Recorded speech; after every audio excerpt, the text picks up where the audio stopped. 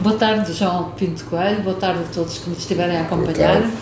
Muito obrigada por ter aceito o convite da Associação Lusa Portugueses por Israel, em que nós vamos privilegiar muito este departamento da divulgação literária.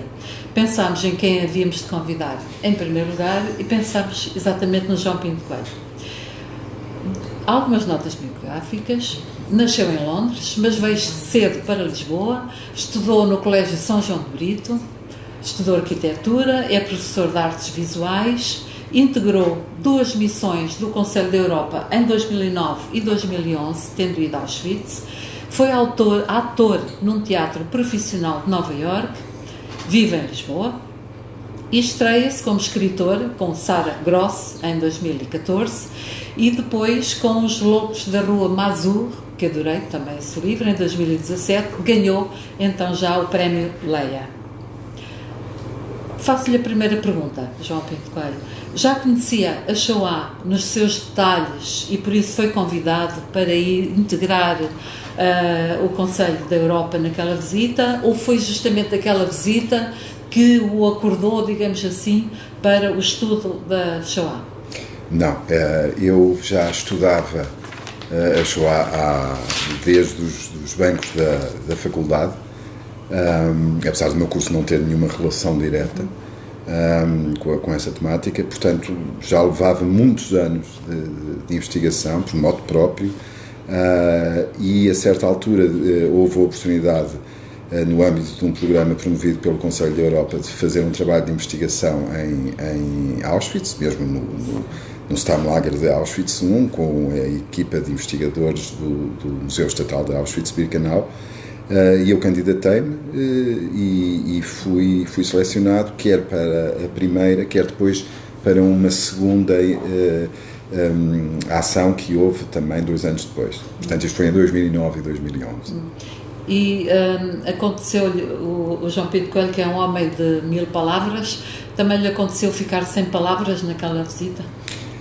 Sim, e é uma pergunta e muito interessante que me faz, porque me faz lembrar outra coisa. Portanto, imagino que é estar 20 anos a estudar Auschwitz e a ler sobre Auschwitz e a ver, naturalmente, filmes e documentários sobre Auschwitz, e ter finalmente a oportunidade de chegar e visitar e ver com os próprios olhos. Eu lembro da viagem, a primeira viagem que fiz de Cracóvia até Auschwitz, são aproximadamente 1 hora, que fomos de autocarro, e eu lembro-me da sensação que tive mal comecei a ver os primeiros barracões de tijolo, que imediatamente reconhecíveis, e portanto a sensação de estacionar o autocarro, de sair, de entrar no perímetro do antigo campo, de passar o célebre portão do Arbeitermarktfrei, e portanto foi uma sensação esmagadora. Mas passou-se uma coisa curiosa que eu gosto sempre de referir quando me fazem essa pergunta, foi o que aconteceu a seguir. É porque eu estive a trabalhar dentro do museu, ou seja, tive a oportunidade de estar dentro do antigo campo muitas horas, portanto eu praticamente só não dormia lá, não é? Estava lá e mesmo fora do horário das visitas. Portanto, tive a oportunidade de conhecer aquilo sem aquele ambiente de turismo que se observa. E eu dei por mim, numa das vezes, numa certa noite, que estava a passear sozinho no campo, no meio dos barracões, e ao fim de 4 ou 5 dias, em que fazia sempre a mesma coisa, e que dei por mim a pensar noutra coisa completamente diferente. Ou seja, eu experimentei um pouco aquilo que conhece quem lá trabalha, por exemplo, os investigadores e não só, que é facilmente nos esquecemos de onde estamos. E isso é quase metafórico quando falamos de Auschwitz. Portanto, foi uma sensação estranha de reconhecer que nós podemos estar naquele lugar e pensarmos noutra coisa completamente diferente. Portanto, esquecemos com muita facilidade de onde estamos. E isso impressionou-me na altura, lembro. Portanto, e depois com várias pessoas com quem falei, inclusive depois participei num projeto com alunos polacos e que tive a oportunidade de falar com eles e perguntar-lhes precisamente qual era a sensação de estar, de viver na cidade, dos vientos. E eles realmente disseram, eu passo pelo museu quando vou para a escola todos os dias e de regresso também, portanto, ouço falar disto desde pequeno, portanto, é uma coisa que é natural. Portanto, mas salvar um pouco isto, não durou muito tempo de passar daquela sensação esmagadora de entrar naquele lugar estranho até me esquecer de onde estava. De onde sabemos que os humanos reconhecem sítios como santuários, que é aquilo que nós sentimos chegados ali, mas depois não há dúvida que temos vários instintos de sobrevivência que acordam e que nos dão armas para sobreviver àquela tremenda sensação. O seu livro, O Tempo a Fingir, acontece toda a história em Pitigliano, em Toscana, durante todo o tempo da guerra, aliás, no ano que precede o início da guerra. E que em Itália acontece a proclamação das leis raciais de Mussolini, em que os judeus italianos, de um momento para o outro, se veem transformados em fantasmas errantes, não podem ter bens imóveis, desempenhar sua profissão. Impressiona-me imenso que não podiam frequentar meios de escolas como alunos sequer, ou como vemos a nossa Anina em determinado momento a deixar de poder frequentar a escola, ou mesmo como professores. Não podem fugir àquela condição de judeus porque não podem casar com pessoas não judaicas, está-lhes proibido, e os judeus italianos transformam-se em fantasmas errantes, sem posses, e a sua história em Pitigliano vai realmente mostrar-nos como a ficção o pode fazer, afinal, trazer-nos a vida daquelas pessoas. O Luís Archer tinha perguntas para lhe fazer? Sim, no seguimento do que acabou de ser dito, com a leitura do livro fiquei com uma certa curiosidade em saber em que é que se baseou ao escrever este livro, se em algum facto teve conhecimento ao longo dos muitos anos que estudou esta questão. E nesse sentido, corrente esta pergunta, surge outra, que é como é que foi levado até Pitigliano, esta pequena vila no centro de Itália, como é que chegou até aí? É uma vila tão pequenina, tão pitoresca em Itália, no meio de tantas grandes cidades, tantos acontecimentos, como é que chegou concretamente a este local? Bom, começando por lhe responder porque é que eu vou, antes de chegar a Pitigliano, porque é que quero ir até a Itália. Isso tem um pouco que ver ou muito que ver, se quisermos, com a história destes 3 livros, o Pergunta em Saragossa, Os Loucos da Roma Azul e Agora um Tempo a Fingir. Há um percurso, há quem chame de trilogia, não será uma trilogia, mas há um percurso e pontos de contacto entre os 2 livros, o que significa que, quando eu acabei de escrever o primeiro, tive necessidade de escrever o segundo, no contexto que escolhi para o segundo, e o terceiro no contexto que escolhi. Isto porquê? Há quem diga que eu leio muitas vezes que eu sou um escritor do Holocausto. Bom, na verdade, eu falo do Holocausto neste primeiro livro, no Pergunta em Saragossa, mas se quisermos, só no terceiro terço do romance. Nos Loucos, praticamente não toco no assunto. E neste, cabe num parágrafo, na parte final, praticamente. Agora, o que me interessa, e o que me interessou ao longo da escrita destes romances, foi falar da perseguição aos judeus. Sejam os perpetradores alemães, como acontece no primeiro romance, sejam os próprios cristãos polacos, no caso dos Loucos da Roma Azul, e sejam os italianos. Portanto,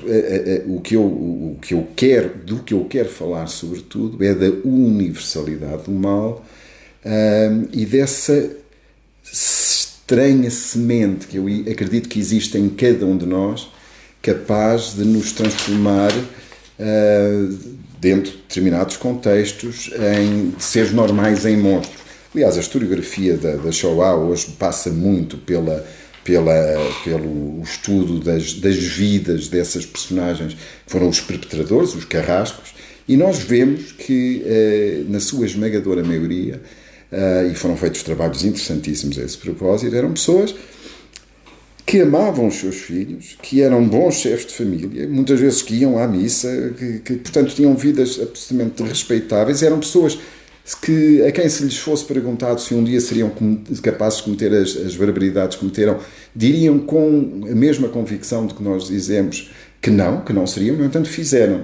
Portanto, isso deve-nos interrogar e deve-nos, aliás, eu falo muito isso porque eu vou muito às escolas falar sobre esta questão, e uma das coisas que eu lhes digo que nós devemos aprender com a história, e com esta parte da história em particular, é que nós não devemos ter tanta certeza sobre o nosso próprio caráter. E fica muito bem aos nossos alunos se nós... a escola não serve só para dar respostas, que acho que esta dúvida é valiosíssima.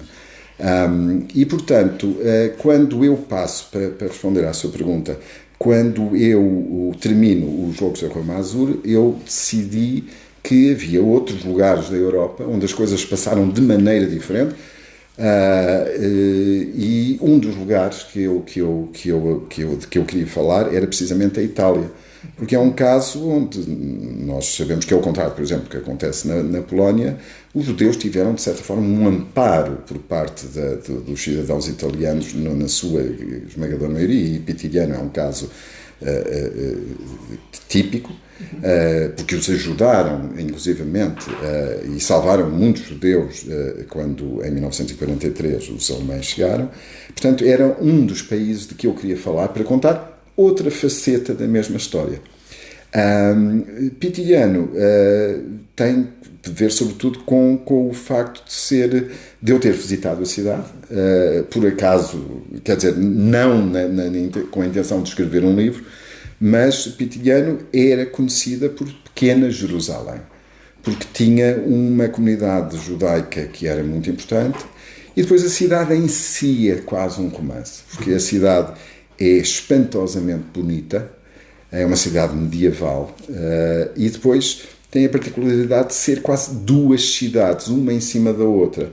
A que está em baixo, portanto, nos tais túneis e catacumbas de que eu falo, foi escavada, presume-se, pelos etruscos, e, portanto, e em alguns sítios tínhamos os banhos judaicos, alguns lugares do rito judaico, e, portanto, a cidade em si é quase só um romance. Eu, quando entrei, visitei a cidade e visitei aqueles lugares, eu não tive dúvidas nenhumas que não diria o meu próximo romance, que acabou por ser, mas que haveria de escrever um livro naquela cidade, que, sendo pequena, é absolutamente fantástico. João Pinto Coelho quase que já respondeu à minha pergunta, que é justamente acerca de judeus italianos que, apesar de tudo, conseguem 30.000, conseguem esconder-se, ficar e esconderem-se, e são escondidos pelo povo italiano. Portanto, dá a impressão que realmente a vida dos judeus em Itália foi menos terrível do que foi nos países bálticos, do que foi na Europa Central. Isso porque o próprio povo não colaborava como os outros povos colaboravam, onde muitas vezes os nazis pouco trabalho tinham, porque encontravam um trabalho de campo feito, e também por Mussolini optou por fazer campos de detenção e não de extermínio. Eu li isso, o João, por acaso, já viu isso descrito? Foi uma opção... Sim, basicamente havia uma pressão que se sabia, não se sabe exatamente em que termos, porque nós não conhecemos todas as conversas e todas as jogadas de bastidores que existiram na altura, mas houve uma resistência por parte das chefias italianas em fazer o que o seu aliado alemão propunha. Portanto, o tratamento que foi dado aos judeus em Itália não foi, apesar das leis raciais, não foi, digamos, não seguiu a mesma lógica de antissemitismo eliminacionista que nós vemos noutros países. Por outro lado, nós também temos que ver, portanto, não se pode comparar bem o que se passava, o contexto da Itália com o contexto da da Polónia, porque a Polónia era um país que tinha 3 milhões de judeus, correspondia a 10% da população, ainda que não fosse a comunidade maior, havia mais ucranianos, por exemplo, mas havia uma percentagem de judeus muito elevada. E depois havia outra questão que eu acho que pode ter sido também crucial, é que os judeus em Itália tinham, aliás, eu faço na nota de autor, faço uma referência a isso, estavam, de certa forma, mais assimilados do que acontecia, por exemplo, na Polónia, onde tinham comunidades mais à parte, onde falavam outra língua, quanto mais não seja isso, o Yiddish, não é? E em Itália não, estavam muito mais bem integrados, eram muito menos. Sim, claro, isso também conta. E, portanto, mas sim, de facto, houve, é sabido, uma pressão por parte da Alemanha para que Mussolini agisse de uma forma muito mais dura contra os seus judeus. Houve resistência, é preciso dizer, houve resistência. E depois houve a parte do povo italiano não judeu que não participou, ou salvo, claro, exceções, como é óbvio. João Pinto Coelho, e agora entramos nas personagens. Eu tenho aqui umas perguntas e adoraria que me dissesse como é que elas aconteceram, estas personagens. Nomeadamente a Nina, é a personagem principal, e que eu comecei a perceber ao longo do livro, até porque há o contraponto do Ulisses que vai aparecer, e achei muito interessante e tenho imensa sorte de ter hoje este dia para lhe perguntar, porque logo na primeira página do livro tem o segundo mandamento, em que toda a gente sabe que é aquele segundo mandamento, que não adorareis imagens. E eu li há bem pouco tempo um livro de Shimon Chama, em que ele diz: o mandamento que mais antissemitas causa é o segundo, porque esta coisa de não adorareis imagens quer dizer levar o humano a um amor abstrato. Não pode representar o objeto amado por imagem, nem uma fotografia, nada, é uma abstração. E o humano não gosta desse amor abstrato. A nossa Anina, o que vai ela fazer? Eu chamo-lhe nossa porque, como já reparou, gostamos muito do seu livro. A Nina, o que me pareceu que ela faz durante todo o livro, que é a sua vida, é retocar o destino. Ela recusa que o destino dela seja aquele, e ela não vai só inventar imagens, como vai construir as personagens. É isso?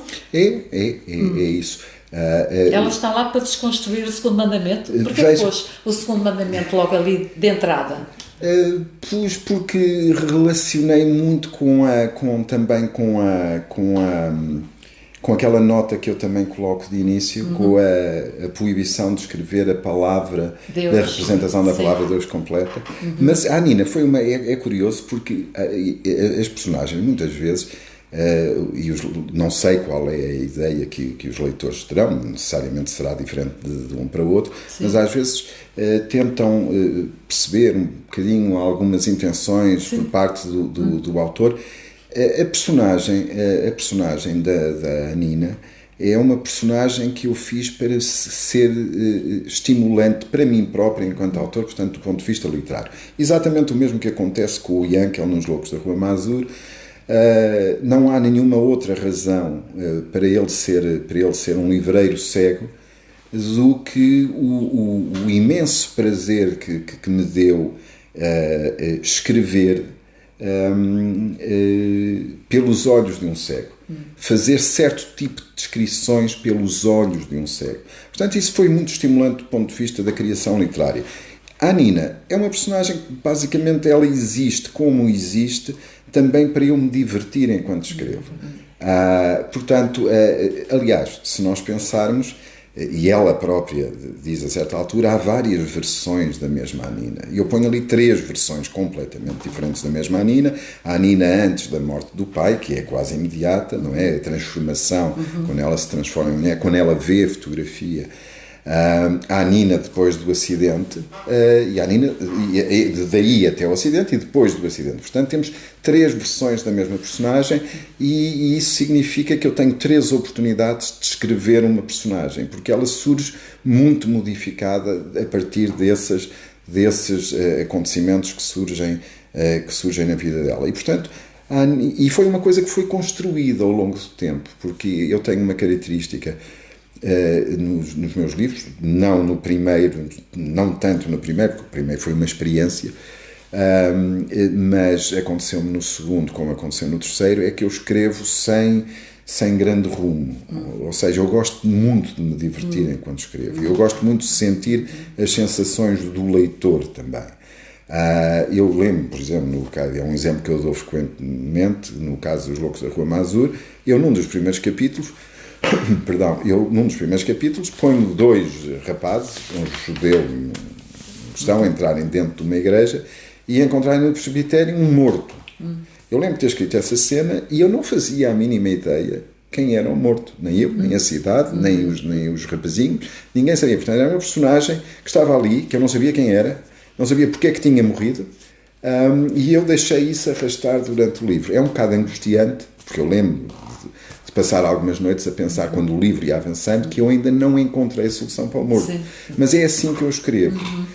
Eu não faço planos nenhuns, não faço planos, começo a escrever.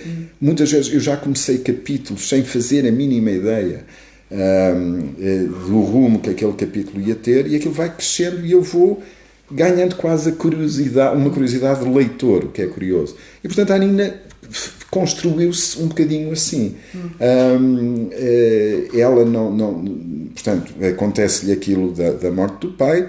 O acidente, só me lembrei de colocar o acidente muito perto dele acontecer, portanto não foi uma coisa que viesse planeada desde o princípio. Portanto, o meu livro é feito dessas pequenas construções, dessas pequenas surpresas. Eu gosto muito de me surpreender quando escrevo e, sobretudo, gosto de não saber o que vai acontecer. É isso que mantém, se quisermos, como se dizer, a chama acesa. Não é?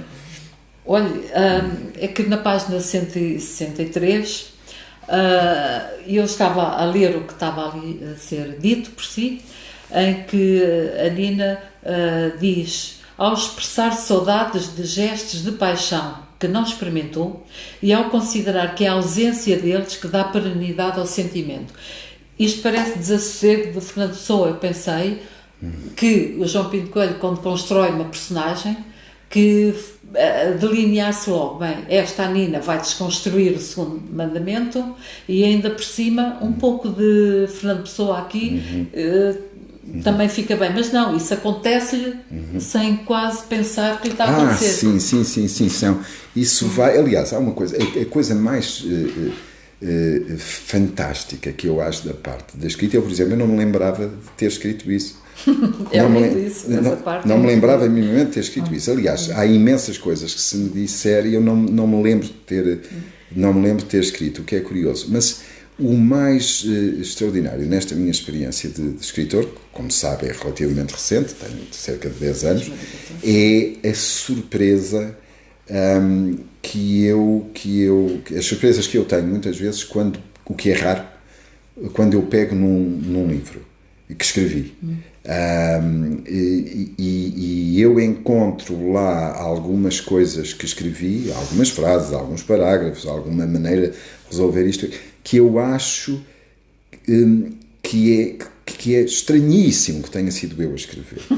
Ou seja, quando nós estamos, eu não tenho a mínima dúvida do que lhe estou a dizer, quando nós estamos a escrever, nós atingimos um estado que está acima de nós próprios.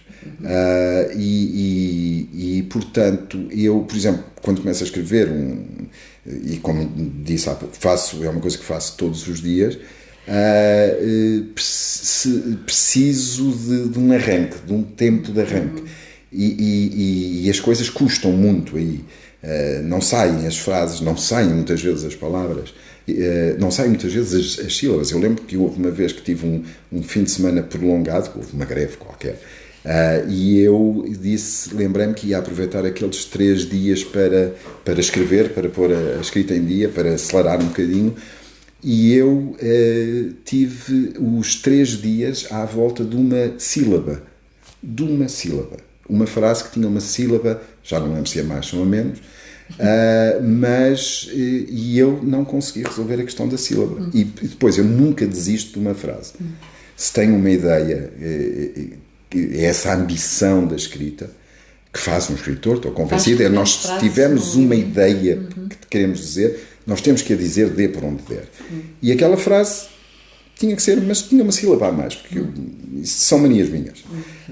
De qualquer maneira, é essa surpresa que eu gosto de ter quando escrevo, não é? No fundo, está a dizer isso, estou a lembrar da Harari, naquele último livro dele, 21 Conselhos para o século XXI, qualquer coisa assim, em que ele diz que os computadores não conseguem improvisar. Põe-se lá muita informação, mas o humano tem, para além disso, emoções que vai acumulando e que saem de nós improvisadas. Vemos uma cor castanha. Isso evoca em nós emoções e raciocínios que um computador não tem. Mas agora, ele está muito contente, eu não sei se é bom ou se é mau, estão a conseguir, de acordo com os neurotransmissores, introduzir isso também nos computadores para que eles também possam ter uma espécie de alma e de sentimento, e que se calhar o computador também é capaz de fazer isso que faz, improvisar em determinado momento, se vê uma determinada ação, isso apetece-lhe dizer qualquer coisa que noutro momento, como disse há pouco, anos depois de ler o mesmo livro, já não lhe apetece dizer o mesmo. Porque teve outras sensações nesse dia, está a conferir, não está, e isso tudo joga na nossa vida. Luís Archer, queria perguntar algo. Tínhamos que falar um bocadinho sobre a Nina, que é sem dúvida uma personagem absolutamente fascinante, deslumbrante, faz com que o leitor fique agarrado à obra, a querer saber o que é que se vai passar com a Nina nos capítulos, nos episódios seguintes. Eu digo que eu li mais de 200 páginas praticamente de seguida, sem parar. Queria saber o que é que aconteceu com a Nina, é fascinante, é uma personagem, é talvez uma das personagens mais inacreditáveis que eu conheci nos livros que fui lendo ao longo da minha vida. E neste sentido, surpreendeu-me de certo modo o final do livro, aquela última errata do Ulisses. No final do livro surpreendeu-me. Eu pergunto muito diretamente, porque é que quis que o romance e o amor entre a Nina e Cosimo fosse a imaginação na cabeça da Nina, quase como um meio sonho? Tem um bocadinho a ver com isso. Lá está, isso foi uma ideia que não me surgiu na altura em que escrevi Errata, naturalmente, mas que me surgiu pouco antes. Okay. E tem que ver com uma característica e uma manobra defensiva que estou convencido que todos nós temos, que é de fantasiar. Eu acho que todos nós, de uma maneira ou de outra, já nos imaginámos em situações que ambicionávamos por alguma razão. Agora, eu estou convencido que pessoas que passam por experiências de grande sofrimento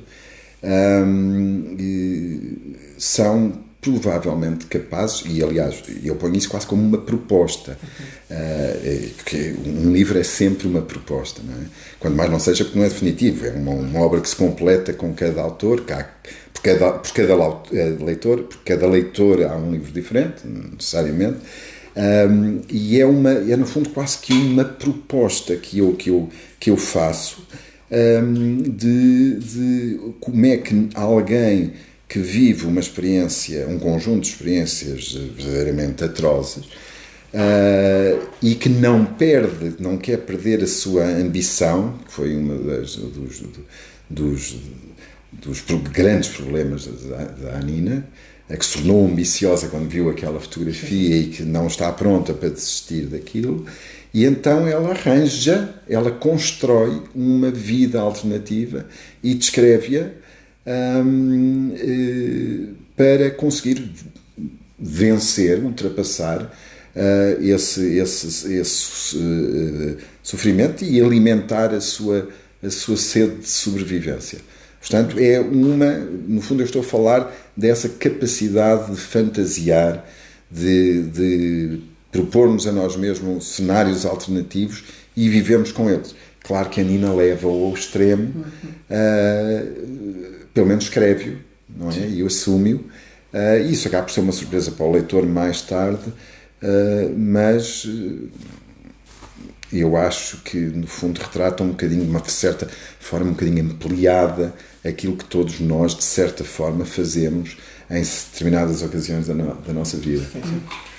João Pinto Coelho, agora eu estou a ouvir falar e estou a pensar, e quantos de nós não gostaríamos de ter um pepino na nossa vida? O pepino é aquele ser que aparece, desaparece, tipo Tsum, aparece e desaparece, e ele aparece quando ela precisa, que ele o salve do tal o Homo Nero, ele traz-lhe uma realidade suportável pela fantasia que traz à sua vida. E aí eu pensei no curioso que é a bicicleta dele, que é uma coisa que eu imagino velha, a ranger, chama-se Proserpina, e eu pensei, tenho que perguntar isto ao João, ainda não sabia que ia ter esta ocasião, ia ser por Messenger, com certeza. Chama Proserpina a bicicleta porque Platão rapta a Proserpina. E o Pepino rapta a Nina sempre que ela evoca, sempre que ela está aflita, angustiada com o Homo Nero, surge o Pepino do nada e surge aquele ser para salvar. Pensou nisso? Ou porquê que a bicicleta se chama Proserpina? Eu normalmente, quando começo a fazer quando estou a escrever um romance, tenho sempre um problema sério com os nomes. Aliás, este romance deu-me imenso trabalho, a parte final, por causa dos nomes, porque eu não tinha a noção de que havia tanto regionalismo em termos dos nomes, dos apelidos dos italianos, mas mostrei, aliás, como está na nota do autor, o trabalho, o manuscrito a uma italiana de Gema, e que me disse logo, não, este é napolitano, de certeza. Não, napolitano não pode ser. Portanto, depois houve muitos dos nomes foram alterados ao longo do romance. Aliás, isso acontece-me sempre, eu vou mudando muitos nomes. A Nina, não sei, mas deve ter tido 3 ou 4 nomes. A Alessia teve outro nome quase até eu entregar as provas. E o Proserpina era um nome que eu tinha já em conserva, em banho-maria, de outros romances, precisamente pela história da personagem, que eu achei. Só que eu nunca tive a oportunidade de dar o nome Proserpina a ninguém, até finalmente ter encontrado a bicicleta do Pepino. Eu acho que encontrou a personagem ideal para dar o nome da Proserpina. Olha, e já agora, não foi de certeza por falta de imaginação, por escolha de nome para o cão. O cão chama-se Cão. Aquela frase, eu ri imenso. E o cão chama-se Cão.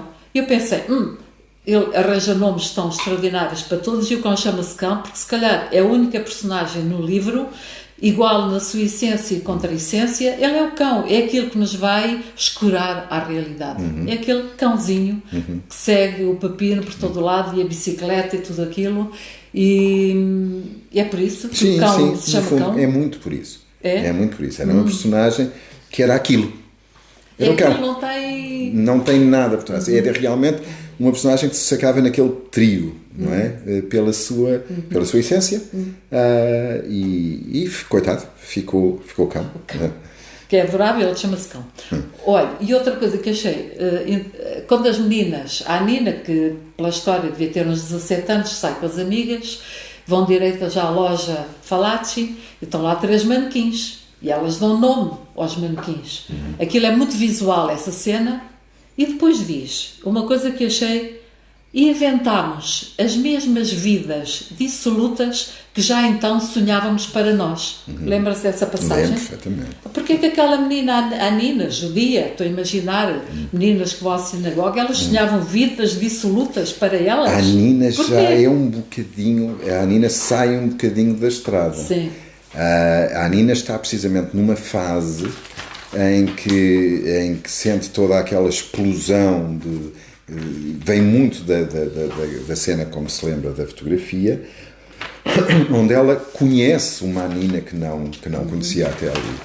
A Nina deslumbrante, que ela nem sequer sabia existir e que só descobre que o é por comparação com as amigas e ao ver numa fotografia. Portanto, isso é um bocadinho simbólico, se quisermos, e a maneira depois como ela reage e se quer assumir e quer explorar a sua nova identidade sexual. E portanto isso é um bocadinho, faz parte um bocadinho daquela fantasia juvenil que se segue a essa descoberta, porque são tempos de descoberta. Mas dissoluta?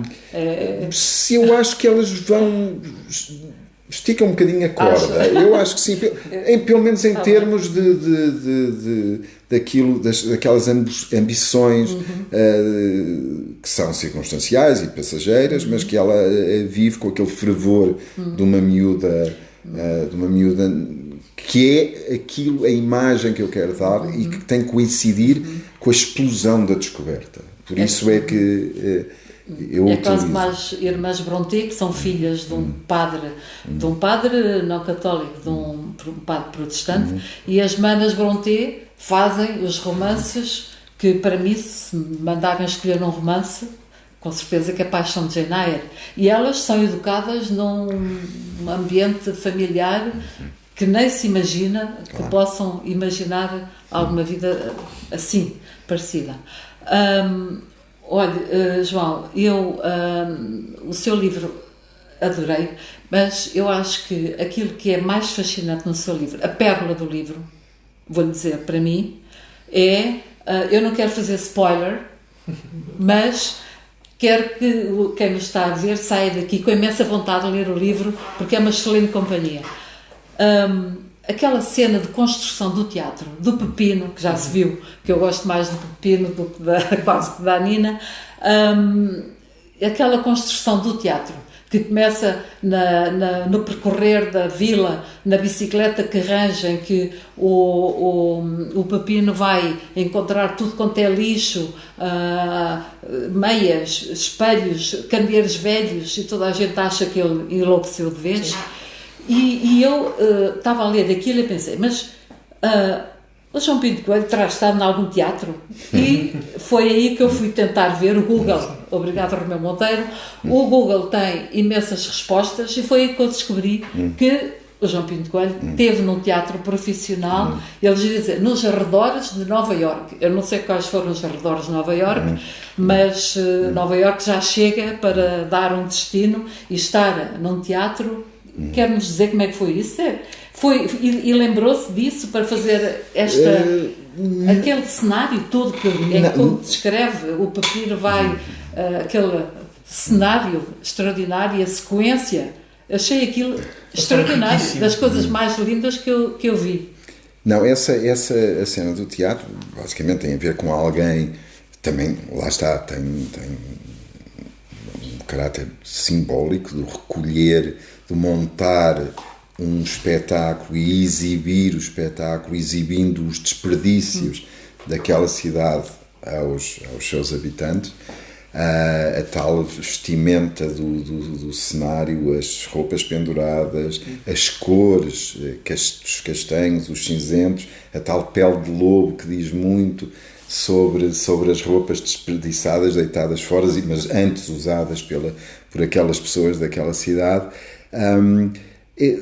É mais um exercício literário, mais um momento que me dá gozo, e aí sim muitas vezes perguntam-me se o facto de eu ser arquiteto de certa forma influencia a minha escrita. Provavelmente sim, naturalmente que sim, num ponto ou noutro. Este foi um caso claro em que eu construí o meu espaço arquitetónico e que me deu muito gozo fazer aquele projeto, só que em vez de ser em desenho, que eu gosto mais de desenhar do que escrever, diga-se de passagem, mas em vez de ser desenhado foi por escrito.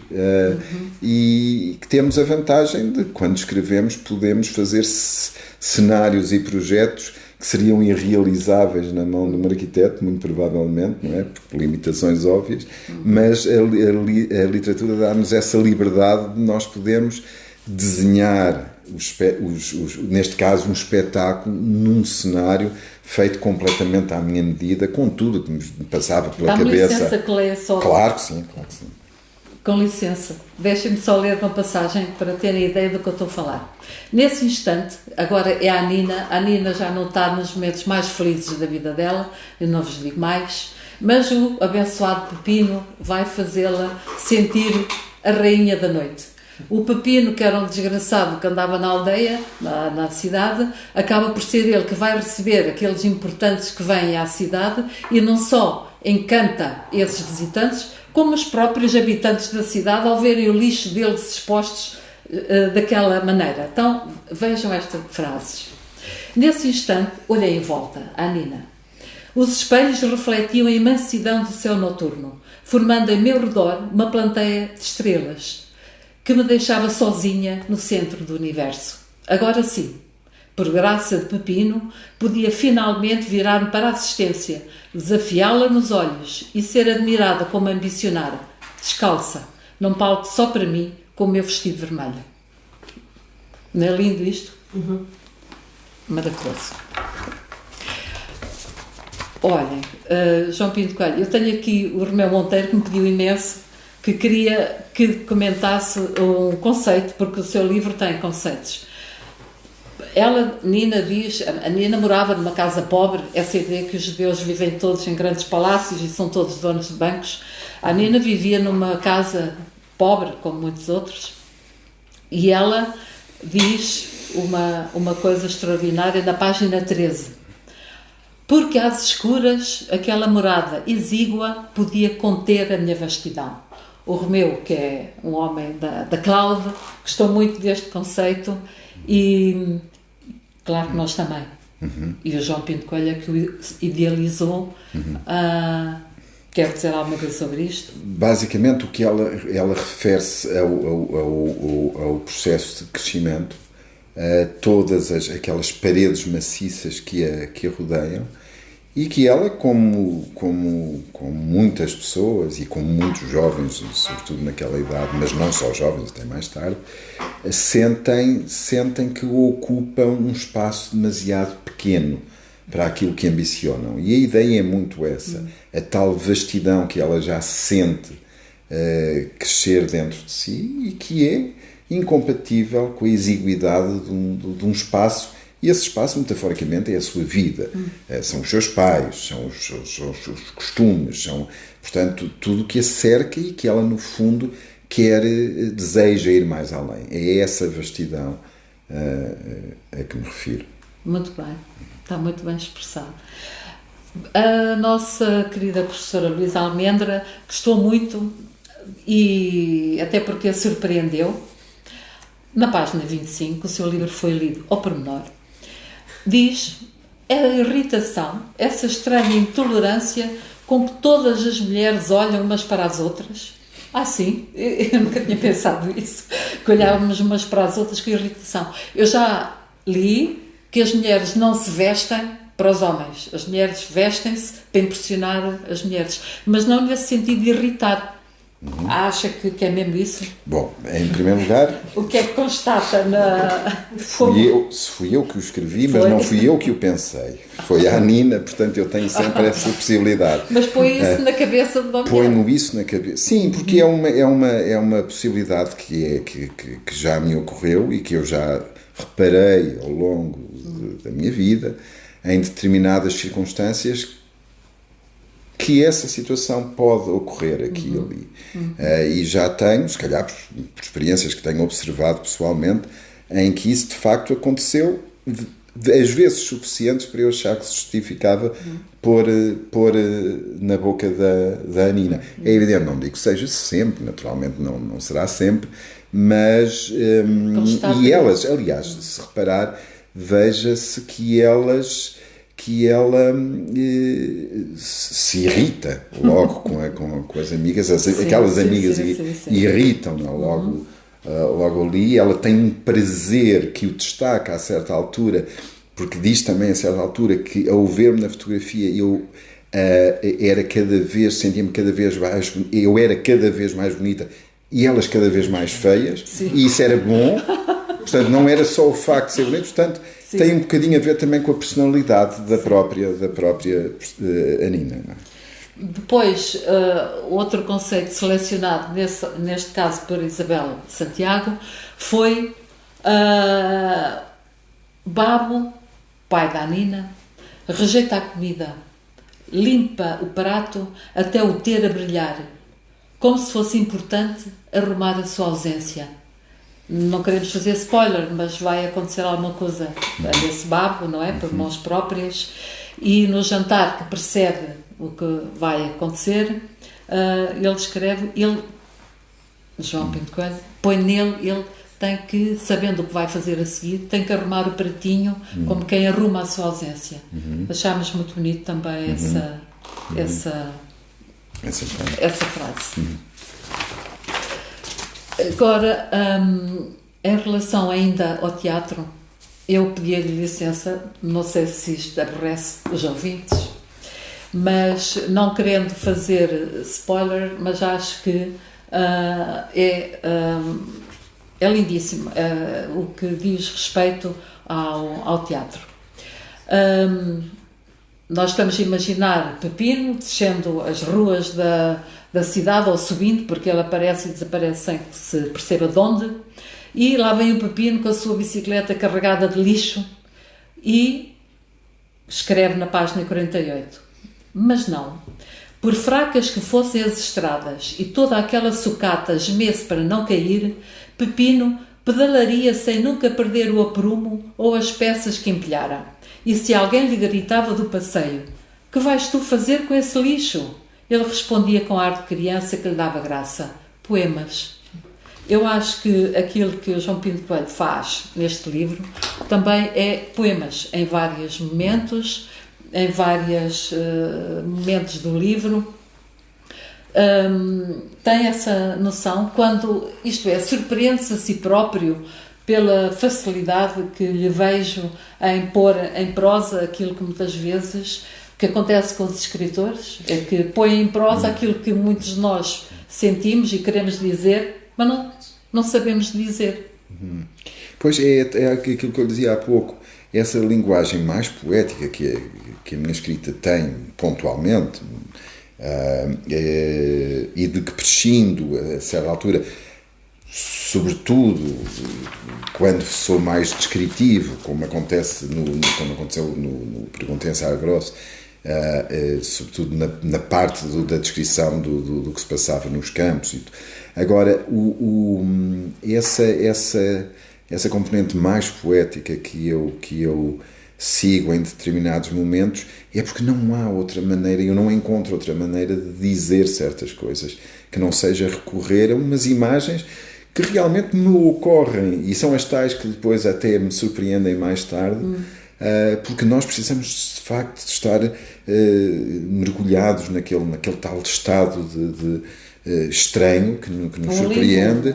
E que eu falo nisso nos Loucos da Rua Mazur, quando o próprio escritor, porque existe um escritor que tem muito de mim, que ele diz a certa altura que existe alguém dentro de mim, e que não sou eu que escrevo os meus romances, existe alguém dentro de mim, alguém estranho que me habita, que me surpreende, e isso existe realmente.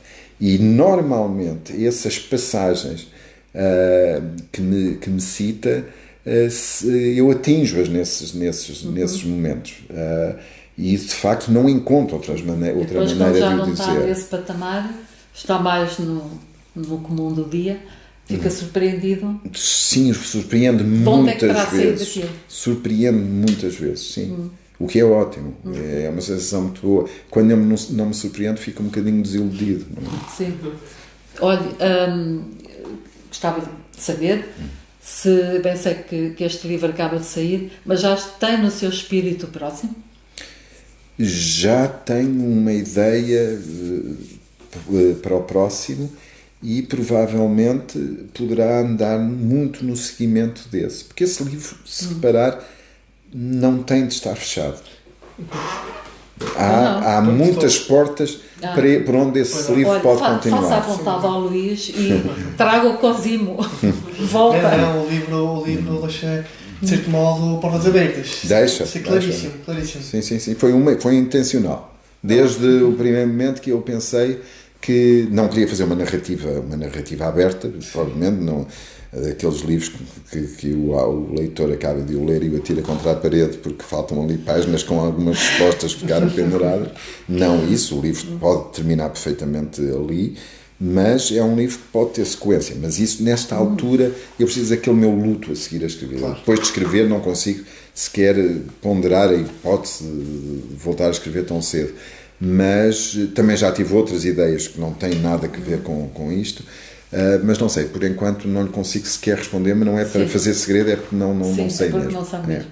E é daqueles escritores que vai escrevendo assim num livrinho, num caderninho, uma frase que lhe ocorre de vez em quando, escreve para usá-la mais tarde, um dia? Não, quando estou a escrever, muitas vezes gravo no telemóvel. Gravo, porque não tenho onde escrever, muitas vezes, e então gravo a frase que me ocorre e tenho, ou mando mensagens a mim próprio, e isso tenho o meu. Espero que nunca apanhem o meu telemóvel, porque tem lá alguns pequenos desastres, coisas que não funcionavam mesmo, mas tem lá muitas mensagens estranhas.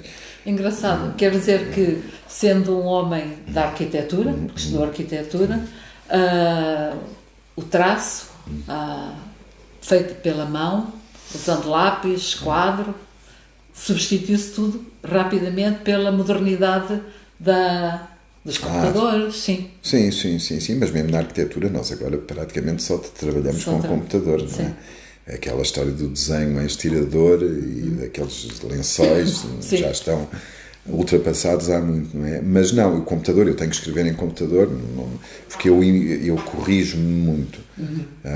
Uma frase não sai necessariamente à primeira. E portanto é o meu instrumento de trabalho. Nem me vejo a escrever à mão. Aliás, até me custa escrever à mão. É raríssimo. No outro dia pensei uma coisa, há amigos que eu tenho e que tenho imensa curiosidade de saber. De repente lembrei-me, eu não sei a caligrafia desta pessoa, como é que escreverá? Inclinar para a frente, para o lado, como? Eu não sei a escrita, a maior parte de nós não sabe como é que cada um de nós escreve, e eu acho que isso é uma coisa muito marcante da personalidade. Uma vez, vou muito rapidamente, porque isto é até confrangedor dizer-vos isto, mas era eu uma jovem médica e fui ao Júlio de Matos e dei com o Lobo Antunes, que ainda exercia psiquiatria, porque ia levar uma doente, e fiz o meu relatório à mão. E ele olha para aquilo e diz: este relatório foi a Madalena que fez? Sim. E ele olhava e diz assim: mas escreve sempre assim, direitinho, alinhadinho, tudo redondinho. Sim, olha, mas não sou eu.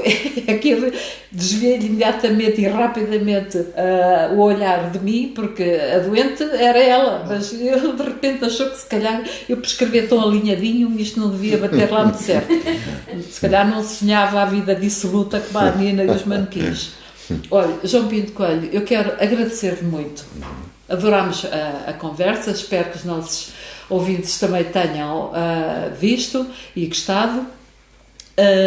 Ter vindo à Associação Lusa Portugueses por Israel, que nós pensámos que era interessante.